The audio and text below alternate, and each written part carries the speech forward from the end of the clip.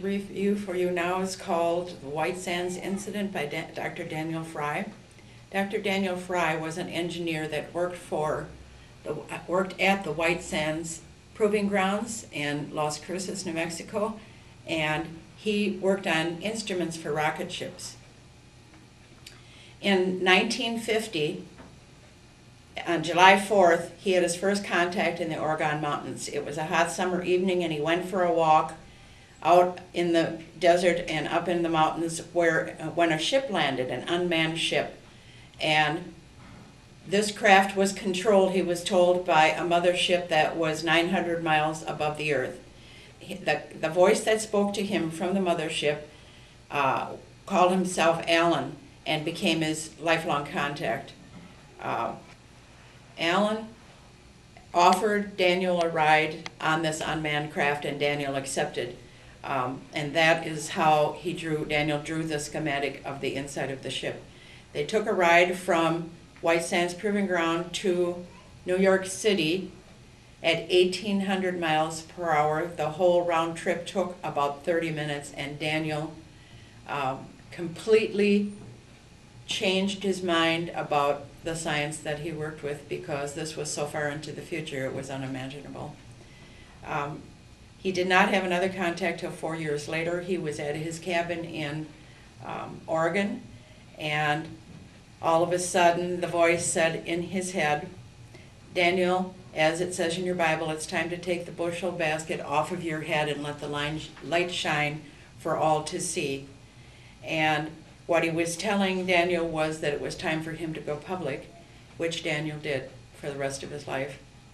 He was told later on that there were three sciences, and that all three sciences needed to work in balance so that history did not repeat itself for our planet. The sciences were material science, social science, and spiritual science. Daniel was told by Alan that he was a descendant from the race from Atlantis and Lemira, and that these two had become power hungry and had destroyed themselves. Shortly before the final destruction of these continents, 6 ships lifted up and flew into the tip of the Tibetan Mountains and had a conclave on how to best survive and continue on with their race.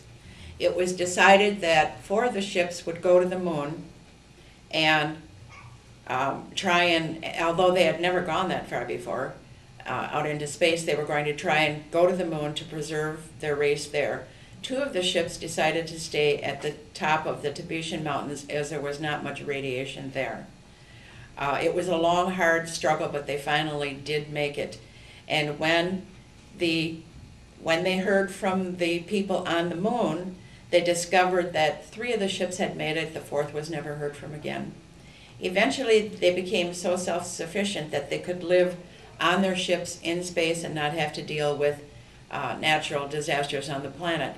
They then decided to devote the rest of their lives and their future to helping other planets go through the critical period of time that they had been through and help them not to destroy themselves. Daniel's contact was very benevolent, and as I discovered through my research, there were many contacts back in the early days, the pioneer contactees that had, and they all had very benevolent contact. Very concerned about the future of this planet and its people. Thank you.